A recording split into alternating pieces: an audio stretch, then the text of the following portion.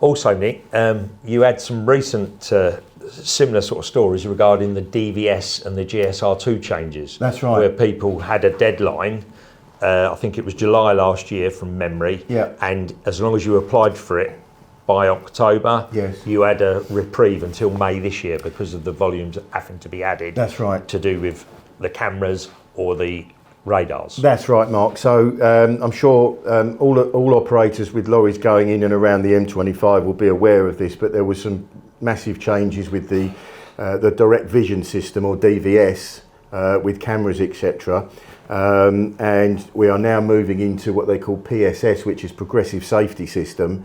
So as of October last year, that was the original cut-off, and you could apply for an extension on the permit, which then carried forward to allow enough time for the extra kit to be fitted up until May.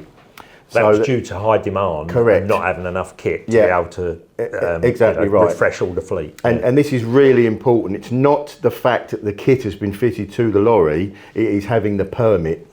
Because if you have the kit fitted to the lorry but you don't have a permit, you will receive a penalty notice.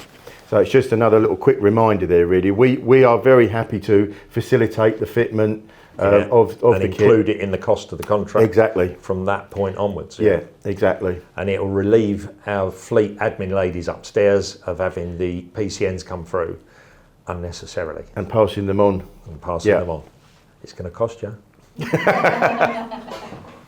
Right, so thanks for watching. Hopefully that was informative. If you want any further information, please click on the link below. Thank you for watching. Cheers, Nick. Thank you.